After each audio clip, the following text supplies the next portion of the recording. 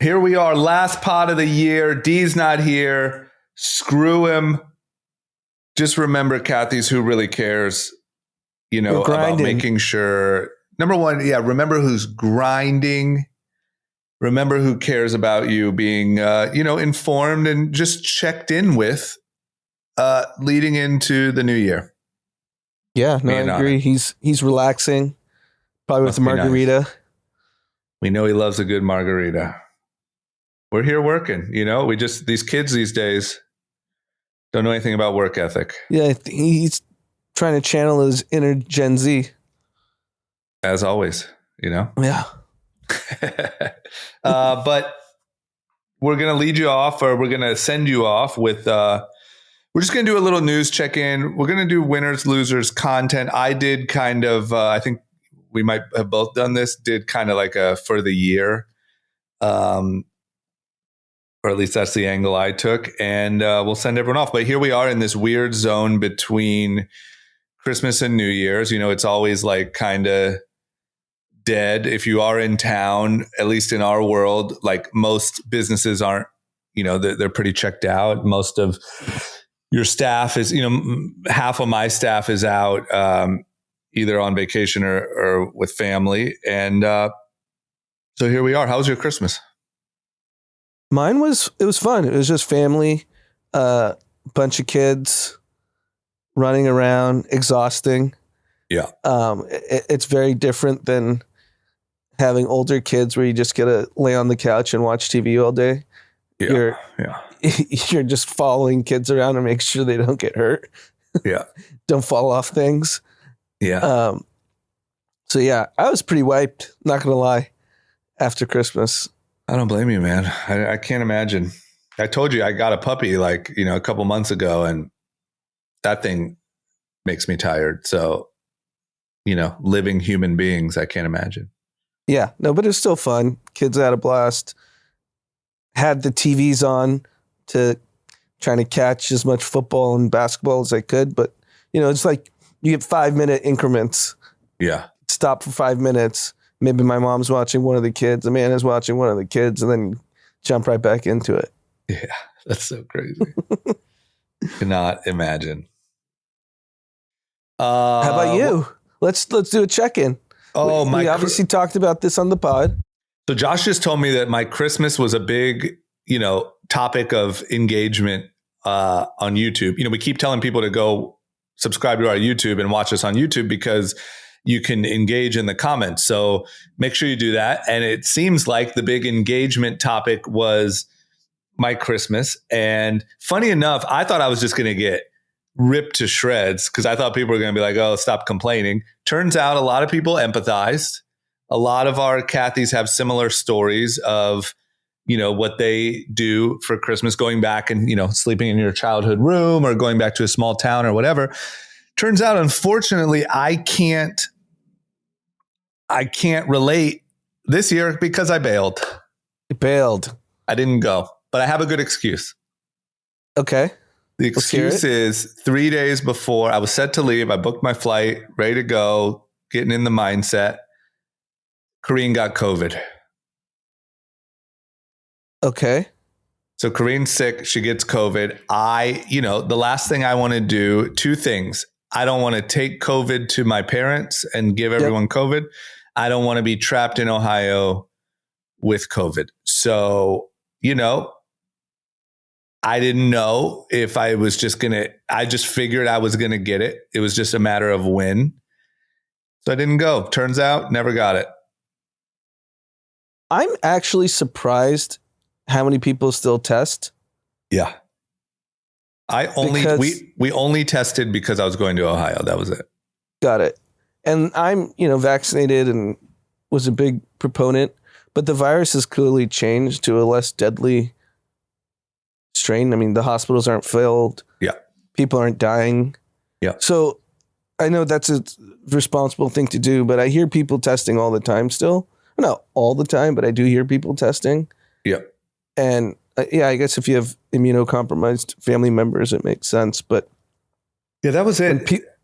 When people, to be honest with you, it was so mellow. When people had colds and the flu, the only people they were protecting were young kids. They didn't want young kids to get sick. Yeah. And yeah, it's just an interesting mindset.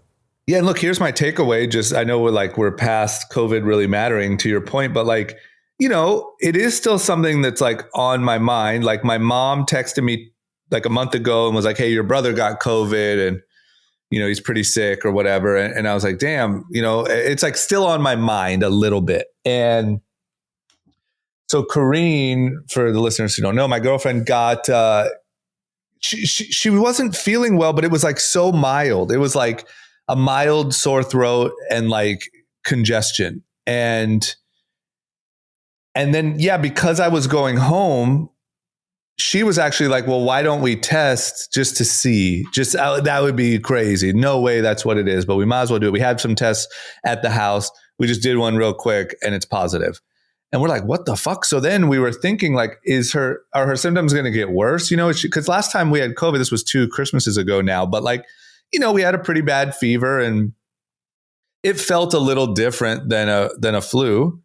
And nothing ever happened. Not only did her symptoms never get worse, but it went away like way quicker than a normal, like normally you have kind of like a lingering cough or like, you know, you're sneezing for a week after or whatever, but it just went away. She tested negative like Christmas Day or the day after and no symptom. I mean, it was literally nothing. It was so mild. So glad everyone's fine. Yeah, but so now so for all the people who sympathize with me, you know, I'm sorry I couldn't stand in solidarity with small town. Was there Christmas. a flight booked? Yeah, there was. There was a flight booked. That's good. That's a good signal. Right. I was committed. It was a valid bailout. Because I just thought like, man, I'm going to get on this flight. I was taking a red eye on, what was that? Christmas was Monday. So Saturday night, red eye. And I was just picturing like, you know, waking up from barely sleeping on the plane and like you have a scratchy throat and you're like, God damn it. Like now I'm spending Christmas alone anyway in like the basement of my parents' house and then trying to wait for symptoms to clear up, having to move my flight. Couldn't do it. But and that's a short flight. There's no lay flats. Right. You're not sleeping. The problem is it's just long enough where like New York, you get some nice seats, but Ohio, I feel like they don't care. They don't care about those Ohio travelers. So you get like the shitty old plane. Right. You know, whatever. I'll make it up in the spring when the weather's a little nicer. Everything will be fine. I had a good reason. I had a friend who was flying out yesterday and he said the number of people coughing on the plane was astronomical. Yeah. So the whole plane was sick.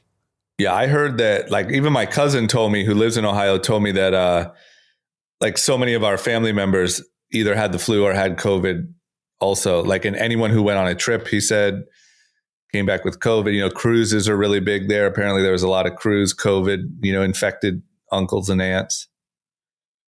But like I said, I mean, I know that for everyone, it's not, I'm sure that there's still kind of slightly more severe cases. I'm sure, obviously, immunocompromised. I'm sure that there's still some risk, but I'll tell you, like, we had the flu, Karina and I both, probably like 3 months ago, and it was way worse than what COVID was this time. So I don't know. If nothing else, I feel much better about, like, I just don't care anymore about the risk of COVID. Right. Plus, I just spent a whole week right next to her and never got it. I mean, I feel like Superman. It is kind of strange how that's happened because I've heard that story too. Yeah. Feel good. It's a good confidence boost leading into the new year. I feel like I'm unbreakable. Do you do any, this is a big week for like planning for the new year, goal setting. I just golfed with Rob yesterday. He was talking about all of his goal setting. Do you do anything like that? Do you spend any time for the new year? I never have. I never really do New Year's resolution. Yeah. Maybe I should. Do you? I do quite a bit. Let me ask you this. Personal and professional? Yeah. Do you want to share some or is it private? It's more just like the technique, you know, like I just, I think every year I get a little bit more, like I want to say the word like realistic, meaning I think when you're younger, your goals are like a little like I think when you're like 18, your goals are like, I want to be a millionaire and like, I want a Ferrari. And then I think that as you get older, you get more and more realistic. And I don't mean that you like necessarily like kill your dreams. That's not what I'm saying. I'm saying that like you get more like practical or like actionable. And so for me, the easiest thing for me to share is that I think everything's just much more like actionable than it's ever been. It's, like I went to Mexico 2 weeks ago and just like genuinely had a really good time. And like, I need to make sure I do that more. So like I'm going through the calendar of what the company, what the federal holidays are this year and like taking advantage of long weekends more and just like more things about, what do I really enjoy? Obviously on the work stuff, like what are the real opportunities and how do we actually accomplish those? But on the personal side, I think it's just a little bit more about like what actually like makes me happy. Some of that is working hard. Some of that's like trying to hit goals in the gym or whatever. But like, I think some of it too is just realizing that like a year goes by really quick and you're like, well, why didn't I go to Palm Springs or why didn't I go? Like, I like doing that stuff and you just don't do it. So it's more that for me. Yeah, that makes sense. Cause if you don't plan, it just sneaks up on you and you're like, I didn't do anything. Yeah. Yeah, that's the thing. It goes fast. I can't imagine Rob's goal planning because obviously he puts out a lot of content and he's a very regimented guy. And obviously I've been around him very little, but you've been around him a lot. Your whole life. Yeah. Is it as intense as I would imagine? Yeah, probably more. Yeah. I wonder if he might, maybe he'll come on and talk about it. Cause like he's gotten into this lane, like his kind of calling or his purpose now is like, for a while there, it was like building the perfect businesses, like being the world's best investor, like he had all these different journeys. And like now he's very big on like helping people structure their time better. And so, the only reason he's doing that is because he himself is so obsessed with structuring his time. And so I'll ask him, maybe he'll come share because obviously he knows the boundaries of what he's willing to share. And also like he's a really good, really charismatic dude. Like it's wild the way he thinks about it. Yeah. And I think that'd be really fun just to hear how someone as structured as he is. And I know you said your cousin Rob, we're talking about Rob Dyrdek. Yeah. Pretty much the face of MTV for the last 15 years, pro skateboarder. Yeah. Extremely successful. But he has a very unique way of thinking about his time and what's important to him. So that'd be super interesting. Yeah. I'll ask him. I bet he'll do it. You want to talk about some news? Let's do it. Let's do some news to close out the year. First thing on our docket here. Oh, this is big. So AI. We've been talking about AI nonstop. AI is the new thing that, is probably going to be talked about, for a huge topic of next year as well and beyond. I think a lot of people definitely see that this isn't like the Web3 phenomenon that's going to just disappear. This is a really big deal. But, being that it's so new, it's such the Wild West, there's all of these new issues that nobody knows how to deal with. So like Elon's worried about safety. Obviously people are worried about integrating it into their businesses. Employees, writers are worried about what it means for their jobs. One of the big things is how to deal with things like copyright infringement. So, ChatGPT as an example scrubs, essentially, to put it in a short way, the entire internet to answer your question, whatever you ask it or whatever you prompt it to do. And one of the problems with that is it's pulling from people's owned content. So there's been a lawsuit filed by the New York Times because, as you can imagine, that would be a prime place to scrub some content.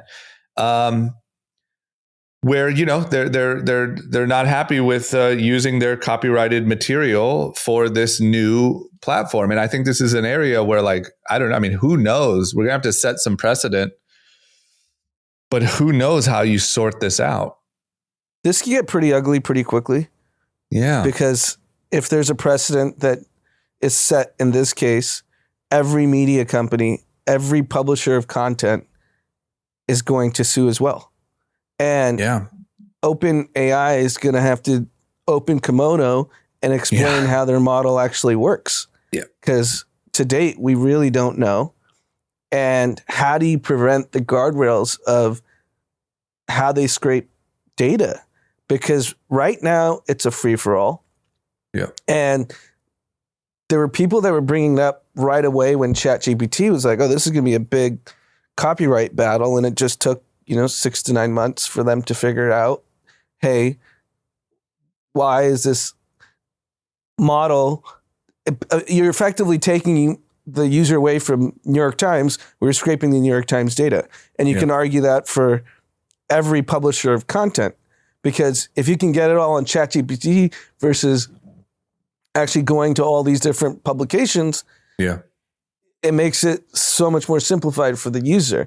So then it begs the question, does Meta, X, Twitter, Google win ultimately because they have their own proprietary data sets? Yeah. And Facebook owns all their data. When we sign up for Facebook or Instagram, you're signing your life away. You're basically like, they own everything. There's no privacy.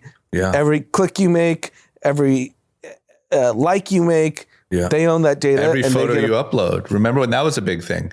Everyone's like, oh, I'm just giving my photos away, because they do have language in there that they own, the rights to it, or however that works.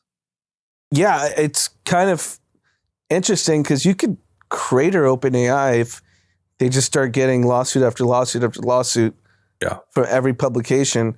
And then I would suspect this goes all the way to the Supreme Court ultimately, because they have to prove how they're providing the product, what information they're using. And if they end up having to pay everyone royalties, the business doesn't make sense. Yeah. Yeah. Like, I know that this is like not, I feel like the thing is too big to kind of to fail to a degree, but like, it feels a little bit like a house of cards to me. Like you said, Facebook making an AI makes perfect sense, Twitter, whatever.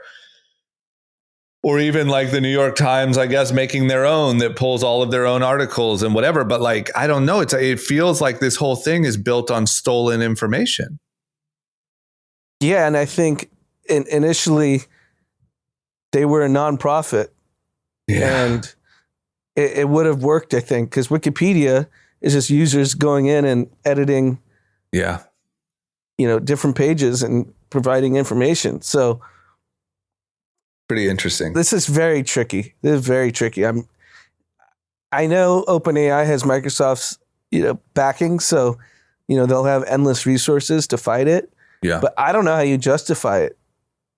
I don't either. And I think there's running into some of the same problems on Dolly, where Dolly, you can write like, paint me a cat or show me a picture of a cat in the style of Andy Warhol. And so Andy Warhol's estate is like, no, you can't, you're infringing. So I don't know. It seems like from all angles, and every single person has a motivation, a very severe motivation to not let them do this, because it will just kill. Like, why would you ever subscribe and go to the New York Times? Or why would you do any of that? If you have any curiosity, what's going on in the Ukraine-Russia war? Yep. And you type it in, it'll give you a paragraph.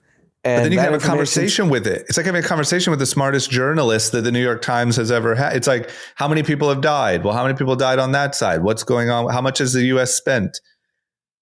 You can ask it anything. Yeah, 100%. Think about even from your own business.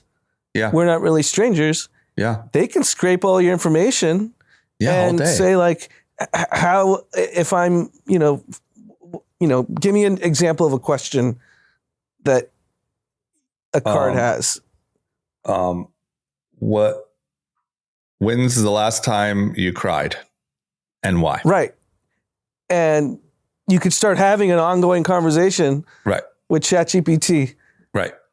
100%. And trust me, that's something we've talked about really openly, and what we plan to do in the future, knowing that that's not going anywhere. Like I think that for a lot of these places, it's like right now it's just alarming. But if you just assume that this is the early stages of something that will be completely on everyone's phone, it'll just become second nature. It's the same way like you Google things.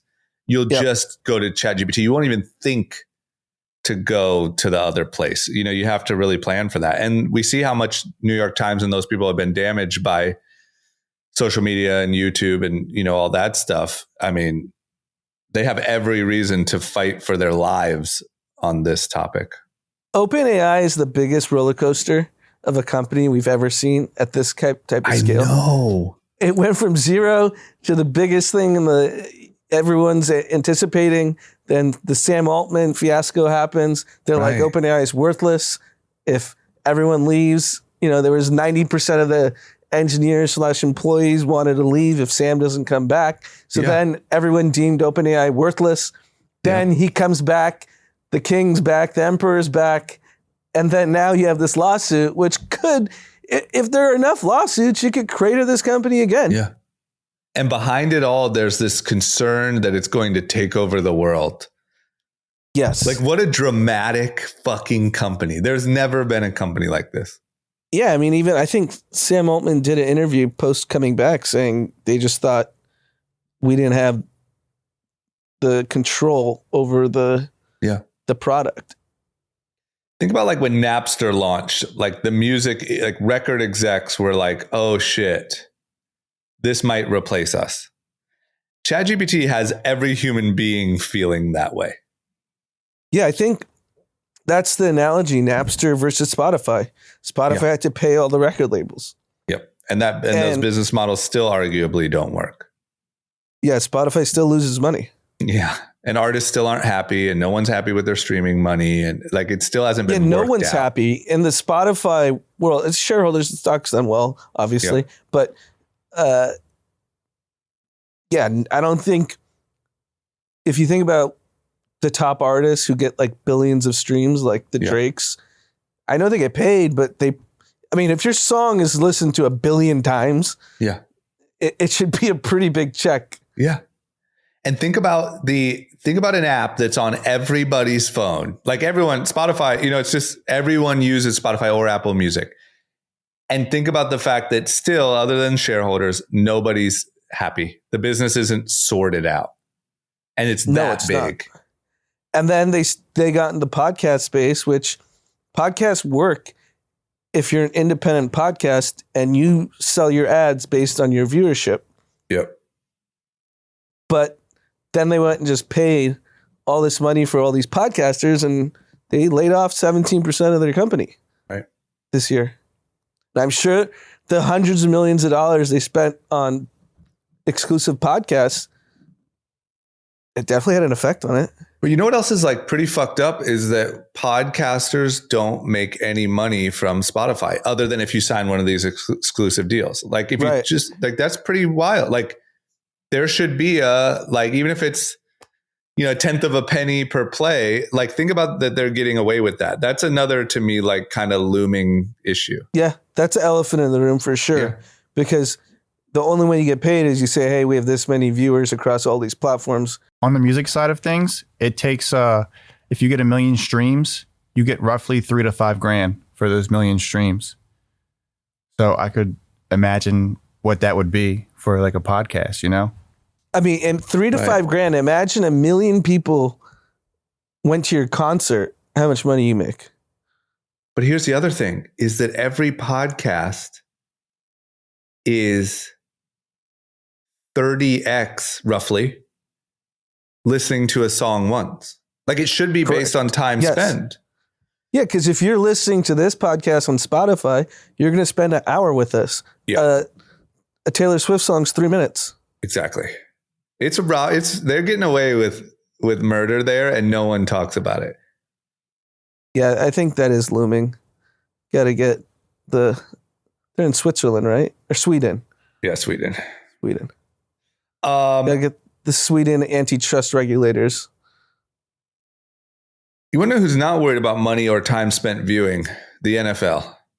Unbelievable. So you mentioned that you spent the day where you could watching, football. And I mean, we've talked about this a few times on this show, but their numbers are just fucking bananas. And the big thing that they did this year that was a big move was they had Christmas games. And normally that was kind of the NBA's territory. And, we mentioned how they were going to crush the NBA on Christmas Day, but holy shit. I mean, this Raiders Chiefs game peaked. I just want to say peaked at 37 million viewers. Average was 30 million, 29 million, but it peaked at 37 million. That is so bananas. It's the most watched Christmas game since 1989 when you had three other options. Yeah, exactly. I mean, the power of the NFL, this is fucking wild. It's staggering because, and you were on TV. So how do they calculate it? So at our house, we probably had 12, 13 people. Yeah. Yeah. How do they? How do the they way that they extrapolate calculated it when I was on TV, and I just to be clear, I don't know that they use the same system for the NFL. We but I would counted imagine as one viewer, but it's the number is really 300. Not only is that one viewer, the way that they calculated it when I did it was by Nielsen. So it was the Nielsen ratings. And the way that it worked was they essentially took a sample size. I don't know how many, but let's say 10,000 homes have Nielsen boxes in them, and they track what they watch, and they just extrapolate that out to, okay, if 10,000 are watching this, then probably this many. So it was a bit of a guess when we were doing it. But I have no idea how they do it for NFL.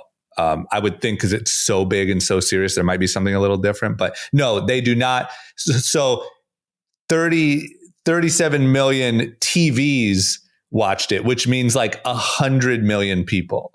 That's right. That's what I'm getting at. It's way more.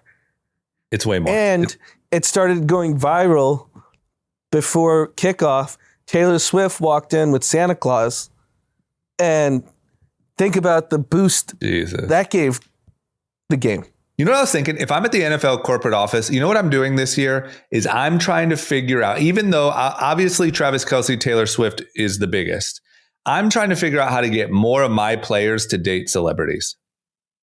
For sure. Because just the gossip, like even if Dua Lipa was dating fucking, whoever, I don't know football players' names well, but that's an extra million eyeballs. I would just be like, holy shit, I need my players dating pop stars. No, I think the other leagues should really focus on it, like baseball. Right. Especially baseball. NFL seems pretty unbeatable because I know, but I would just highest game since 1989, and there were 4 NBA games on. NBA was on for 14 hours if you count like the pregame and postgame shows. Yep. And not one NBA game had over 2.5 million viewers. Of the 4, not one NFL game had less than 29 million viewers. That is absurd. That is so crazy. Yeah, I'm starting a matchmaking service if I'm the NFL. I mean, news just came out that Selena Gomez is dating Benny Blanco. I'd be like, no chance. I got a quarterback for you, Selena. I don't even know who's single of the star quarterbacks. I don't know, but I would be in there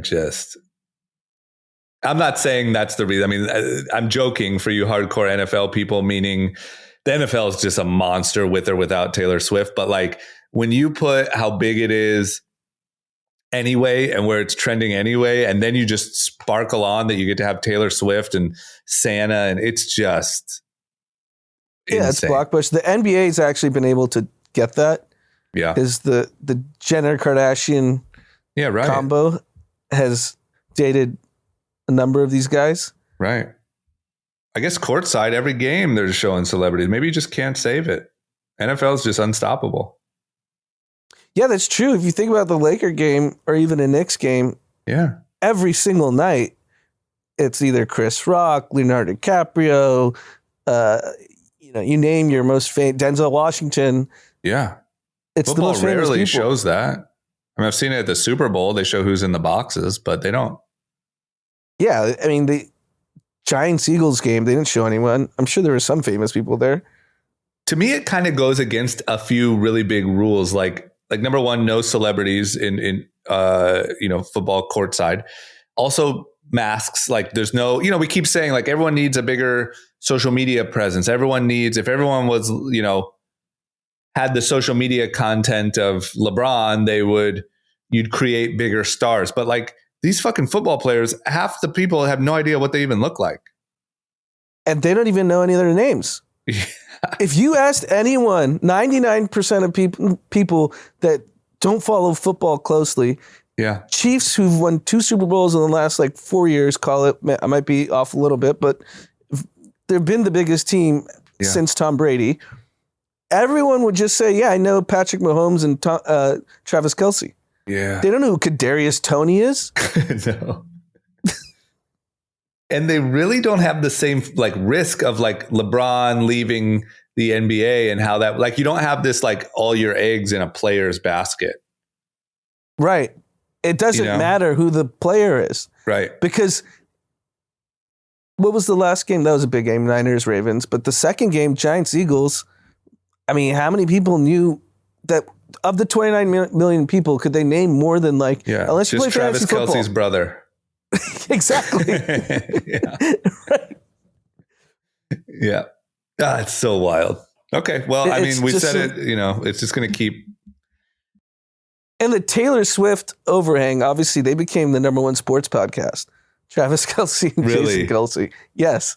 Oh, that's incredible. And I just saw on TikTok on the way over here, they teased the Kelce family pop-in on the year-end podcast. So now everyone's waiting to see if Taylor Swift jumps on. Oh, my God. And people are losing their goddamn mind on TikTok. Is she going to be on? Is she going to be on? Is she going to be on? It's this week? Yes, this Friday, I think, tomorrow. Can you imagine if she shows up on the Travis, Jason Kelce? Will it be the most listened to podcast in the history of podcasts? I think so. More than any Joe Rogan episode? I mean, I think so. With the hype that's building, it'd be different if she just popped in and then oh shit, did you catch it? They're building it up and it's the end of the year. I mean, I just saw an article that said that Jack Harlow is the only person on the Billboard Hot 100 that I might be saying this wrong, but the Billboard Hot 100 that has a non-holiday song that's charting.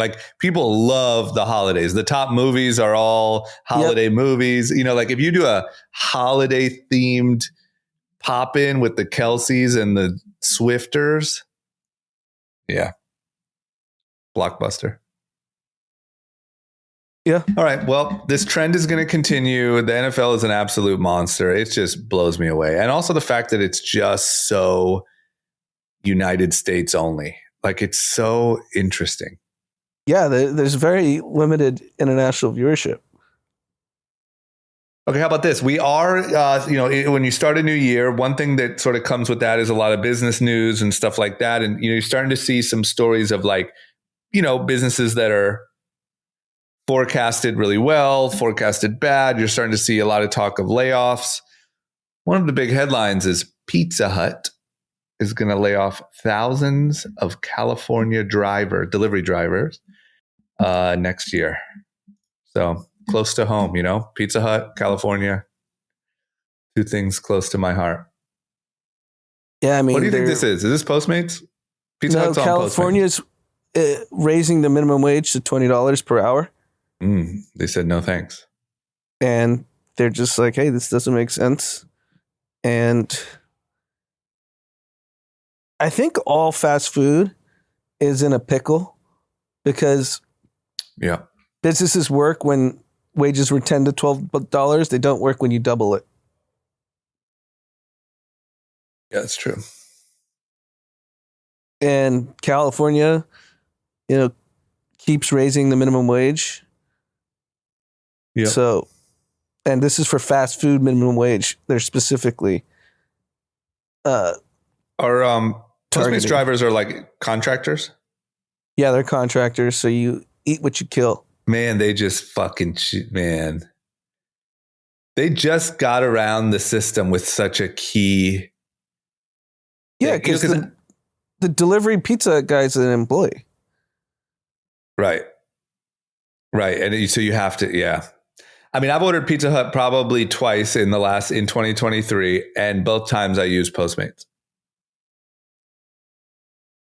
So you're one of the few people that I know that still eats Pizza Hut. Hey, there's been a couple moments when nothing quite did it like the Hut, you know? What's your go-to? I just get a large cheese. Not even anything special. No, it's like, you know what it'll do is like, it's you just Friday. Like that thicker crust? No, well, yes. But also it's really like, it's Friday. The team's coming over. We're celebrating this thing. We didn't think of food. Let's order some pizzas. And I would say most of the time we choose better places, but twice Pizza Hut is what showed up. And hey, I'm not going to lie. It tastes good. It is so unhealthy, but man, some about that Ohio DNA of mine that just loves some Pizza Hut. During my childhood, I'm not sure about you, but it was like a family event to go dine in at Pizza Hut. Yep. And they had a little buffet sometimes. Yeah, it was a big deal. Just show up Friday night. The four of us would Unlimited go, maybe Coke. Invite a friend. Yep. Go to Pizza Hut, drink a tall Coke. Absolutely. It was great. I mean, I'll tell you, it doesn't quite taste the same. Like, cause as you get older and, you know, we're pretty healthy, you more than I, but like your taste buds kind of change a little, but there's always a little nostalgia in that sugary pizza. Yeah. But the $20 minimum wage for fast food is no joke. Yeah, it's just going to create more automation. Yeah, and I think it just pushes more to like Postmates and stuff like that. Like, I don't see why. I mean, I guess maybe you get it a tiny bit quicker and maybe they have the stay hot bag or something. But like, I ordered it from Postmates and it was fine. It came in a reasonable time, was still warm. Why would you even kill it all together? Yeah. How about this? Energy drinks. Another one of America's beloved food and beverage items. We have a little bit of a forecast here.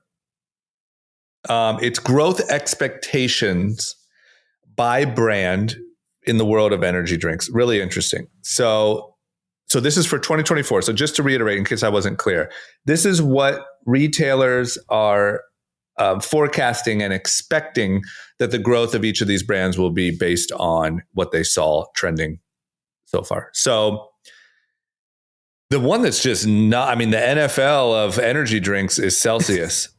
Yeah. I mean, they're expecting a 42% increase. Yeah. And compared to Monster and Red Bull, which are 7-8%, but obviously Monster and Red Bull's base is so high. Celsius still is not in that ball game, but there's been no slowdown. You go to any gas station, you just see what used to be a novelty Celsius. You'd have to like go look for it 4 or 5 years ago. Now it's just endless flavors, endless, Celsius stocked all over any convenience store. Yeah. And it's pretty phenomenal. Why is our country so low on fucking energy? Like, isn't it crazy that like kids and people, but especially young people are just chugging energy drinks? And they're probably drinking coffee too. And probably some soda mixed in there. So people are just waking up, having a cup of coffee. 2 hours later, have a pop of Celsius. Yeah. And I've heard that, I don't really drink Celsius, but some people have told me that like it really, like they get like jitters and like it juices you up. It's interesting because I've never been a coffee drinker. I'll do an espresso. And so I'm not like really caffeine resistant, if that makes sense, because I haven't had a lot of it in my life. You're not strong. Yeah, it should affect me a lot more. Yeah. And there was a period, I don't do it now, where I was chugging a Celsius. I'd go for a run, end up at the gas station by my old apartment, get a Mhm. Celsius, and walk home. And I did it more for the carbonation and taste, Mhm. but I actually didn't feel the boost, if I had to be really honest. Yeah. Yeah, I don't know, because I've heard people say that they get like shaky and jittery and it's too much boost. I've just never really, I haven't drank one in years. So I don't know, but there's a lot of people like that. I mean, there's a lot of people that drink a coffee or an But don't feel espresso anything, after yeah. dinner or, whatever, and like still go to bed and sleep fine. And That's I don't a know. big European thing. They drink an espresso right after dinner. I Yeah. couldn't do that. Yeah, people always offer that to me at restaurants. So I'm like, no, that's insane. Mm-hmm. But yeah, some people I just think have different, it just affects them Four differently. Loko, on the other hand, the first time I ever had it, I thought I was going to have a heart attack. And Yeah. I was like, I'm never drinking this again. Yeah, that can break through any resistance. Yeah. Doesn't matter. Whatever your tolerance level is, those things will fucking crush it. I mean, here's some other things. Bang and Rockstar, I mean, RIP, Bang Energy was Celsius, meaning so popular, did so much influencer marketing, really like, they were kind of like, in my mind, they were like the Fashion Nova of energy drinks. Like they just, so much in your face influencer marketing, and grew really quick. They notoriously had a lot of problems. The CEO is pretty wild. It seems like there's been articles and stuff about him, but they're forecasted down 3%, Rockstar down 3%. Another notable one is Prime, which, we've talked about before, Logan Paul's thing, forecasted up 34%, really meaningful. I mean, that's the second below Celsius. So I guess they're still relevant. Or Yeah, retailers are going to get stuck with excess inventory. right. Dee's going to be slanging Prime on Ghost. Right. Yeah, he could just have a field day next year with Prime. Because, I think the Bang Energy, I'm not saying Prime is Bang Energy. Maybe it is, but maybe not. But like Bang Energy is a good example of like, when it comes to like how quickly they grew and their distribution. I mean, you used to walk into every gas station, it was just all Bang Energy. And I would say the gas station that I go to, it was all Bang, and then it got replaced by Celsius. right. Now it's just all Celsius. Yeah. So you see how quick, unfortunately, in the world of social media, you can grow really quick, but you can also shrink really quick. And as we know, when you're selling physical goods, shrinking fast can have kind of a snowball effect that is not pretty. So we'll see, but interesting story. And I just love that like energy drinks are just such a, I don't know about other countries, but such a like American just staple. I think it's global. Wasn't the story behind Red Bull? It was like truck drivers in, I want to say Philippines. It was definitely a Southeast Asian country that they would just chug this formula. Or maybe it was 5 Hour Energy. I could be like I think mixing that's up the Red two. Bull origin story, something like that. Yeah. It's funny because I remember when Monster was like really big, one of the best performing stocks of the last however long, decade or two. 2 decades, has been Monster Energy, like of all of the stock market, and which that alone is wild. I mean, what an incredible story. But I just remember when they were like really big, I kind of thought like, okay, well, the energy drink thing is over. Like you can't get into the space. It's just too dominated by Red Bull and Monster. But man, was that wrong? There's been so many since then. And I think it's primarily taste because, I know everyone is launching a new tequila brand left, right, and center, but there's certain tequilas that people just prefer. And they become, even if they have no heritage, they start growing really fast. Yeah.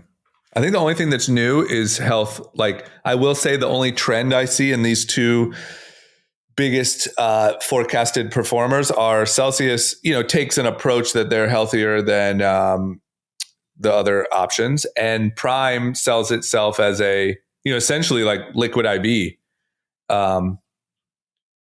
There's a lot of negatives to it, but it's sold essentially the new Gatorade, I would say. So that's interesting, whereas like just the complete sugar packed heart attack beverage. Well, because Celsius legitimately tastes very good. It does. Yeah. And it is legitimately healthier than a Bang Energy or a, Monster. So that's a trend. That's a good trend. How about this? Dipshit of the decade, Kanye West. We talked about his rant in the, what's it called? What's that apartment complex? Palazzo. Yeah, we talked about his Palazzo rant. Last week or 2 weeks ago, he there was a video posted, a live stream of him ranting in an apartment like an idiot. Now, don't worry. He heard you. He heard everyone's outcries, especially about his anti-Semitic leanings. And he's made it all good. He has posted a post in Hebrew. He's apologized for anyone that he hurt. And it's all good now.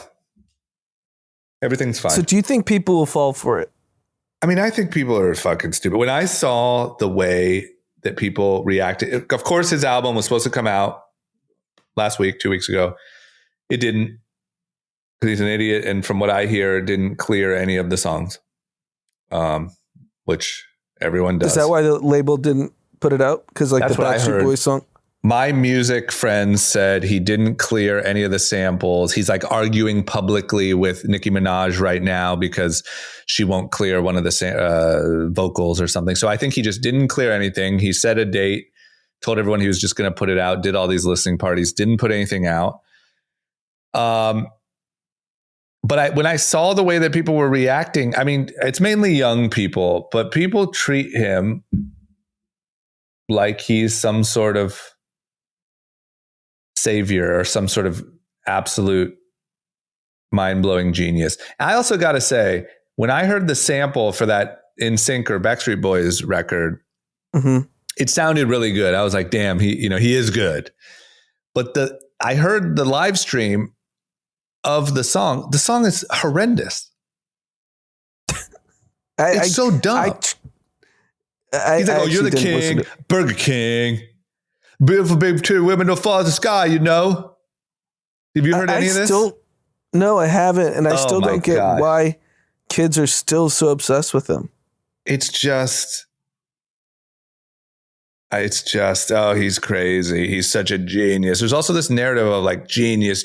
Like, look, the last 5 albums have sucked. The guy, let's be honest here, guys. Like the guy, what are we doing? It's just, he made some shoes you like? It's just insane. And he's selling something. I saw him post. He's selling his fucking little socks. Yeah. Those Is are that stupid. why he made the apology? I'm sure. You can't in 7 days compare yourself to Hitler and then write a statement in Hebrew. Those two things can't coexist. He's just, he has a lyric. I think he's like a kid. He's like a grown ass kid. Like he has a lyric that says, how am I anti-Semitic? I just fucked a Jewish bitch. Yeah. Like I think in his head, he just thinks like, oh no, like this is going to be sick. I'm going to write it in Hebrew. I'm bringing the world together. I think kids think he's amazing. I don't think the adults are falling for it though. I think that the people, look, I'm the last person to be a fan of canceling someone or anything like that. But I think that there's a difference when people who own businesses are just choosing not to do business with you. I think that's a little different. And it seems like the adults in the room still are, I don't really see anyone getting on board. Yeah, I would hope not. I think about my 2-year-old and how I have to talk to her. Yeah. Like, you ask her to do something, she'll be like, nope. Yeah. And then you like negotiate. That's how Kanye's manager feels. Right. Same thing. And you're like, no, come on, Viv, write it in Hebrew. And like, okay. That's what happened. Yeah. So, it's the dealing with the 2-year-old. Yeah, I think it is. And look, we all have them. I have a few stories from people who have, I'm just, so people know, I'm coming to these conclusions from also knowing people who have worked with him or tried to work with him. And it's just the craziest shit of what it's like consistent, to have a day with Kanye. Yeah, it's consistent. Absolutely consistent. Yeah, because we know numerous people that have been in his orbit, have either worked directly for him, talked to him, potentially worked for him. Yeah, and it's the exact same story across every board. time. Yep. And it is just what you described as negotiating with a 2-year-old. Yep. Cool. Here's a good one. It's a quick one, really easy. I didn't read it on purpose. I don't know if you did on it, but the 16 states where drug, alcohol, and cigarette use is the highest. We got it. What do we got? 16. I mean, are we thinking like Florida, Kentucky? I'm actually kind of surprised. Kentucky. Okay, so let me just say my general, because it's 16, so it's a shit ton. But my guess would be like, I would put Florida in there just because it's so big and insane. But then I would put like the Kentuckys and the Indianas. Am I even close? No, the first one is shocking. What is it?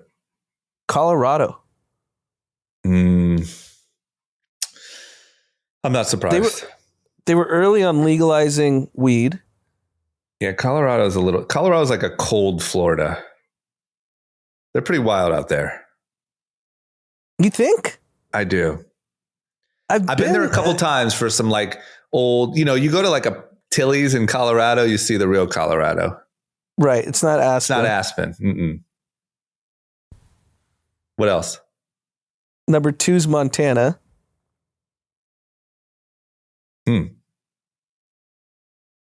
That's surprising to me too. That one's surprising to me, but I've never been there. So I've been. It's a very friendly place. And hey, who's to say that, drinking, drug using cigarette smokers aren't friendly? I'm not hating on even Colorado. And did Ohio make it? Before I judge anyone else, I feel like we got to be high on the list, right? Yeah. So it's Alaska. They're probably just miserable and cold. Then Louisiana and Ohio are tied. Okay.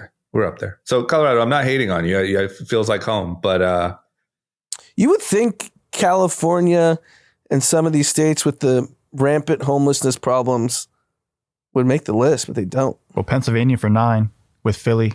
Yeah, it's my people. I got to say, Pennsylvania is very similar to Ohio.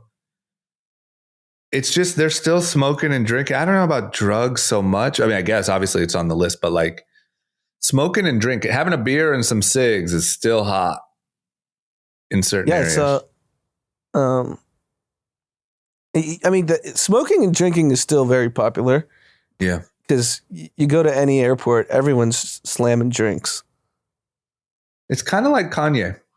It's bad. It's definitely shrunk, but there's still an audience that really loves it and won't give it up. Yeah. I get it.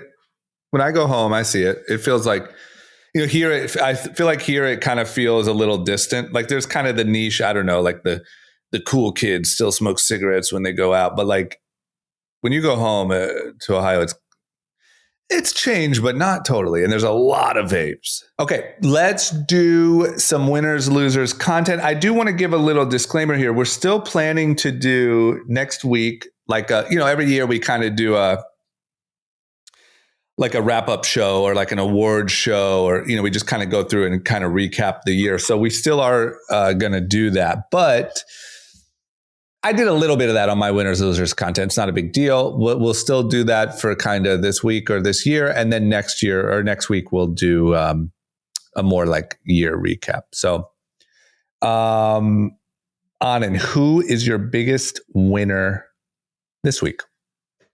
So it's going to be the winner this week and forecasting the winner next week. So obviously we talked about the NFL, so not to be repetitive. Yeah. Viewership's insane. And then you're going to have the college football playoffs on New Year's Day. Yeah. It's going to be absolutely bonkers. The numbers are going to be staggering. And, this country can't get enough of football. And love it. It's just like the viewership is so big because I have a bunch of friends that are like kind of football nerds that follow everything because of fantasy and whatnot. But that's not most of the country. Most of the country are tuning into people. They have no idea who these people are and still want to watch. Yeah. You know what I'm really curious about is what is happening or what will happen to you remember how we talked about like a year or so ago that the number of like Little League football admissions were down? Like, I wonder what happens there. I mean, obviously it's not down so much that it's really a threat, but like, it would just be hard to believe that a sport that's so popular, you know, like I can't see it being down that much over time. Yeah, I think Pop Warner football, it's the numbers are, I think golf and tennis are the big winners of youth sports. Yeah. And some of these other sports have declined. But to our point that no one even knows who these guys are for the most part, like you may know one or two guys on the Chiefs, you may know one guy on the Eagles, but you still watch, meaning it's plug and play. Yeah. Doesn't even matter who shows up. Whichever, it's like last man standing. Yeah. Who cares? Go in and hit each other and score touchdowns and do a dance. That's so good. It's such an incredible business. Okay, my winner, this is a little bit of for the year. I was inspired by that energy drink sales thing, but I'll pick another one for next week. I think this was the year of like influencer brands, like in a really big way. I think we saw it with Mr. Beast with his Feastables. I think Logan and KSI with Prime. I think even the Nelk Boys with their Happy Dad. Like you're really seeing these like potentially like $1 billion businesses, which I just think is a new, you know, we saw like fashion and we saw maybe a bag company and makeup is obviously pretty big, but like, I don't know, there's like a new wave really starting to kind of come to fruition. And that was my winner that I wrote down. Yeah. Influencers still matter. Big time. And I think they are starting to like really, it's sort of like now, like I can only imagine what the conversations are like at Pepsi about influencers or at Hershey's about Mr. Beast. Like it's really, really massive companies now that are being disrupted quite a bit. Pretty cool. Yeah, totally. Who's your loser, Anand? My loser's U.S. regulators. I don't know if you saw this, and I don't think we talked about it, but an independent research firm scoured TikTok and Instagram and saw which topics had the most trending and on each platform. Yep. And without fail, TikTok, any policies that are anti-CCP don't trend. So anything talking about the Uyghurs, anything talking about Taiwan, anything talking about, you know, all these different things, the ultimate conclusion is clearly the CCP is thumbing the scale, even though we've talked about this for 3.5 years. Yeah. But now there's independent research firms saying like, let's go track the data. So anything that's pro-China can trend. Anything that's anti-China won't trend. And in Instagram, it's just a complete, you know, wide range of topics that trend. And it's clear as day. It's been clear as day for over 3 years. And I don't know, are we just, like, am I taking crazy pills? Like, how is this not the biggest story? Yeah. The problem is everyone else is. And to think that they wouldn't, like, so you know that they can do it now. You see that they are doing it. So why would you walk around just thinking, yeah, but they wouldn't do anything to make our public discourse worse? Like they wouldn't do anything to make it more divisive here. They wouldn't do anything to make our kids absolute morons while they're trying to make theirs geniuses. Like, no, they wouldn't go that far. Yeah. Like they can do whatever they want. And even like you keep saying, minor thumbs on scales makes a big difference over time. For sure. Yeah, it's like, funny think about how many kids in America, and we used to see this right when like dancing TikTok's not as hot anymore from what I see. I don't know if you see differently. Yeah, no, same. I see all Israel-Palestine right now. I see all global issues. And I remember just driving around seeing like little kids with the phone. Yeah. Just like dancing in the middle, like on a crosswalk or like in front of our own office building. Yeah. And I was like, because there was a modeling agency or whatever, casting place below at the bottom floor. They would go do their casting and then they hit a dance and they'd leave. Yep.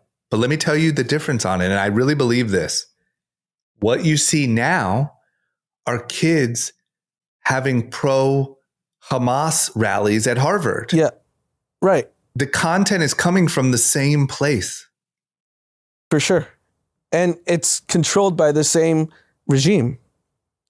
We need to go back to I'm a savage, classy, bougie, ratchet, and just all be hitting our dance moves. So that's the scary part, right? So they went from, hey, let's just make a whole generation morons that think they just need to dance to like random songs. Yeah. So now let's make them all fucking global politics experts, foreign policy experts. And then think about the pump and dumps on all these shit coins during lockdowns on crypto. What if the regime was like, we're going to buy a bunch of Doge right now and then make Doge go viral and then we're going to dump it all at the peak. Is that not feasible?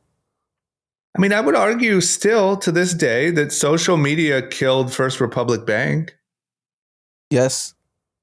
Right? I mean, I know someone could argue me on that, but I would confidently defend that point.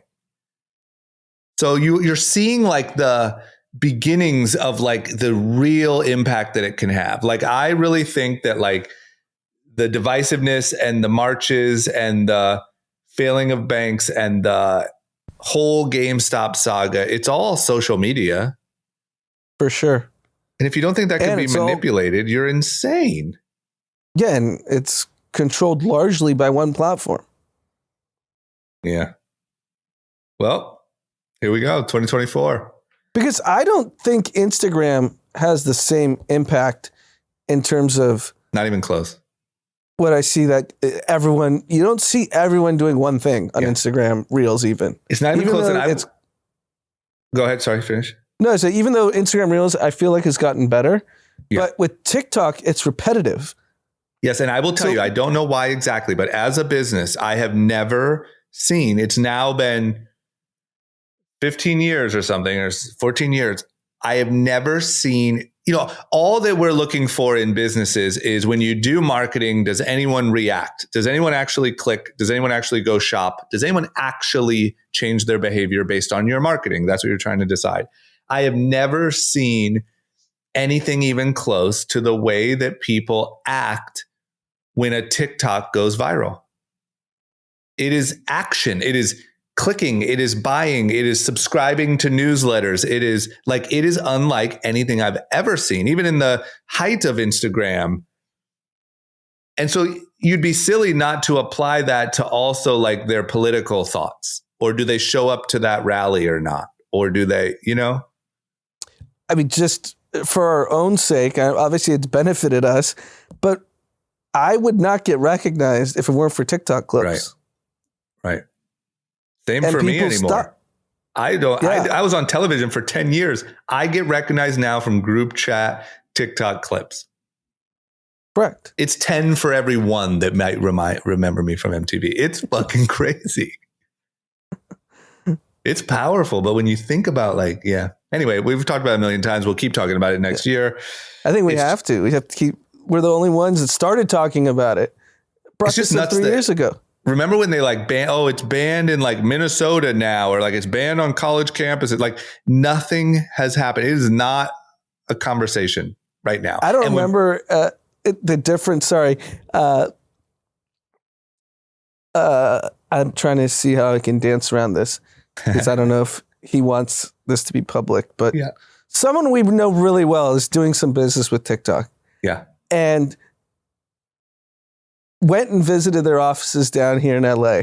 Yeah. He said, fully staffed in office. There's no bullshit work from home. Hell no. It's like, it's China in LA. Yeah. Yeah. Whereas you go to any U.S. corporate office, half the place is empty. Yep. It's so true. It's nuts. I just, it's surprising to me. I'm not saying it's the only reason, but while we are look, no matter what side you're on, if you're reasonably minded, you have to agree that what is happening with the division between the Jewish community and the sort of pro-Palestine community and these different things. The divisiveness is not good. I think anyone with a reasonable mind could agree on that.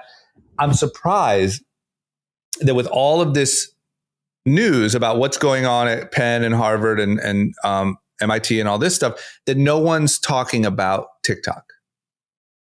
They're like, hey, where are people gaining these? Like, what went viral was sympathy for Osama bin Laden on TikTok. So there are kids that are going to show up to a rally or going to show up to, like, no one is talking about, like, how are they getting sort of these extreme views? I'm sure you could go down a TikTok rabbit hole that 9/11 was America's fault. Oh, easy. I could and send it'll be you like a some couple 21-year-old kid. Yeah. A 21-year-old kid. Do you know what really happened on 9/11? Yeah. Oppression. Yeah. Anywho, I don't even know where we're at. What are we on? My loser? Content. Your loser. My loser was just. Oh, yeah. My loser. I was going to pull my loser from the news. My loser was, I hate to say it, my loser is the Democrats again. I think they fucked up on this. Everyone's talking about this Trump Colorado thing being taken off the ballot. I think they keep, and I feel the need to say this every time. I'm a registered Democrat, so I'm not like, I'm just sad. I think they're just playing it all wrong over and over again. It looks like Trump is going to be on the ballot unless the Supreme Court rules against it. It doesn't look like that'll happen. It's just they don't realize that they're falling into the same playbook of rallying up this message of weaponizing the justice system and trying to silence him. And I don't know. Every time they do one of these things, it's like, man, you just did exactly what they're hoping you do. Yeah. And I mean, it's definitely from a strategic standpoint, this isn't how you get your point of view across. Yeah, like I could see if the results were tangible. Like, look, if you want to do this, I'm not saying where I stand, but if you want to take him off the ballot and it's actually going to stick and that's going to hurt his chances and that's your strategy. Okay, that's your strategy. But the problem is it's not even going to stick. Yeah. It's all just going to be marketing. So anyway, what about content? You got any content recommendations? Yeah, I just saw a rom-com. I love a good rom-com. Anyone But You with Sydney Sweeney. How'd you like it? It's great. Just classic down the middle rom-com. Okay. I don't need to spoil the plot line because you could guess the plot line. There's some conflict and then everyone ends up, But all right, down the middle. Watch it. This is a perfect time for some silly, lighthearted movies. So I think I'll check it out. Yeah, you don't have to think that much. You can just laugh and just go through the movie. I love it. Mine is, you know what? I'm going to go. I might have said this already, but there's that show on YouTube called Kill Tony. Yeah. And I tend to binge it a lot, like, because it's just really good. There's like endless episodes and they talk about it a lot on Rogan, but man, it is just hilarious. I watched it a lot over the break and it's just, it's a stand-up show where they pull random names out of a bucket. The people who submitted their names, if you get chosen, you get to go up and do a 1-minute comedy routine. It's, the whole Rogan crew and everyone in Austin, Texas, they host it and stuff, but it is just so funny. And so it's the video from the mothership. Yep. And it's like, and they stream that on YouTube. Yeah, they do it on YouTube every Monday. And I don't know how it doesn't get taken down. Like they say the wildest shit.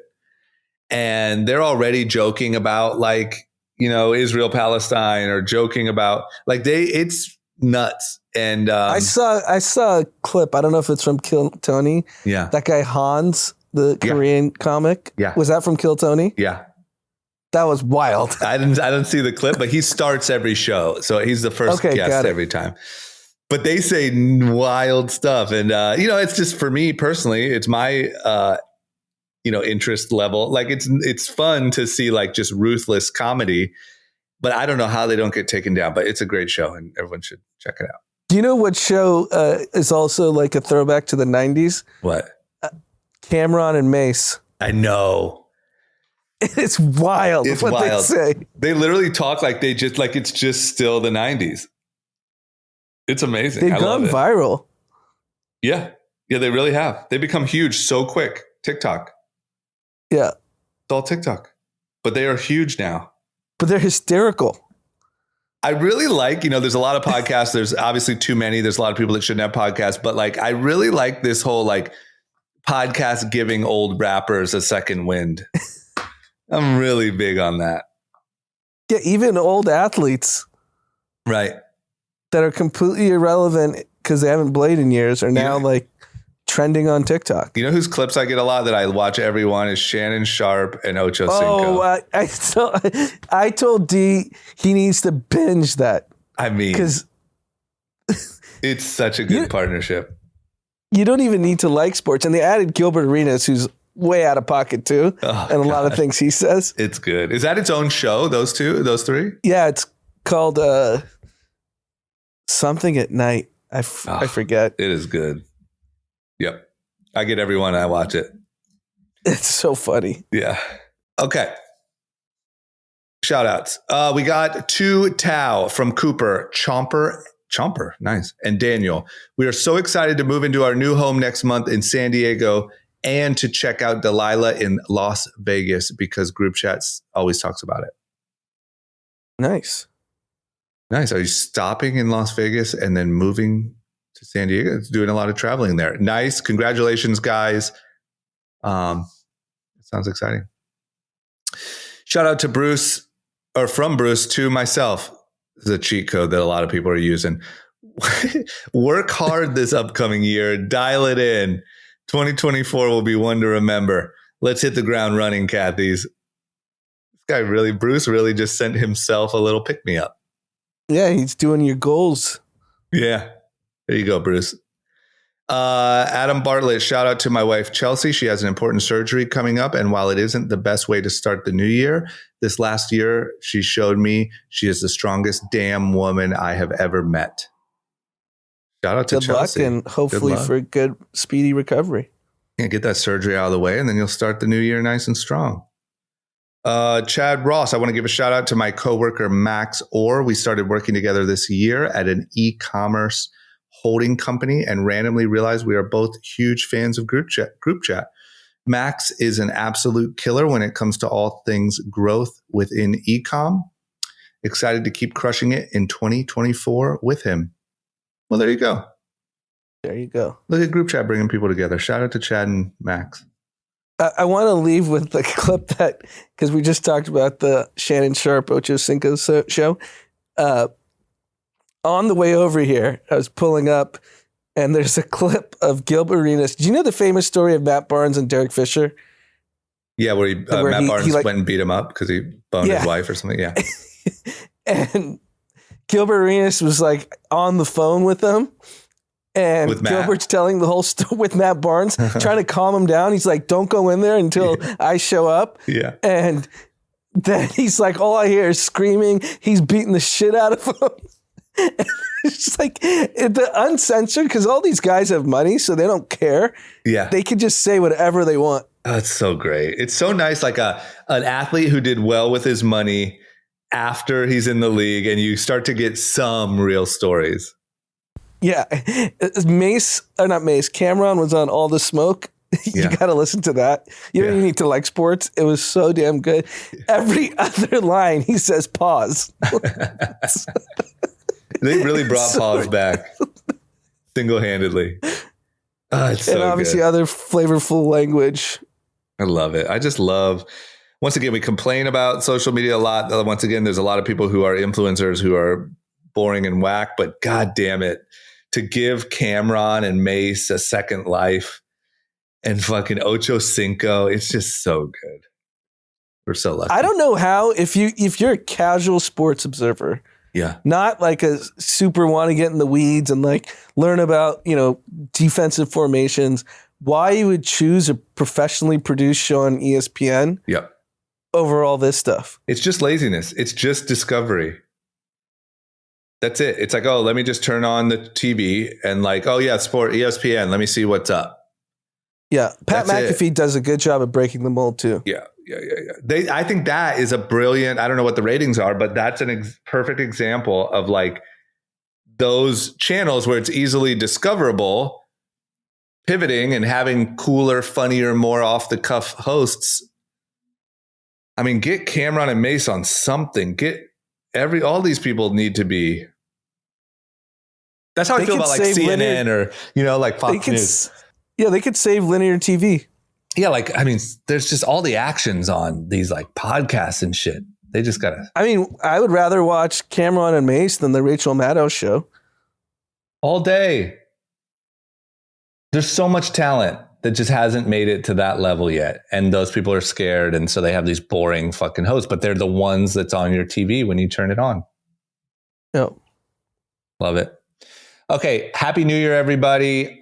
We won't see you until 2024. I hope everyone, if you're about goal setting and that stuff, get them dialed in. Either way, have a good new year. It's going to be great. And we are looking forward to riding with you. I just wanted last thing. I mean, next year is election year. It's going to be for group chat. We got to action pack 2024. So yeah, the primaries start in January. Yeah, let's go. All right. Bye-bye. Peace.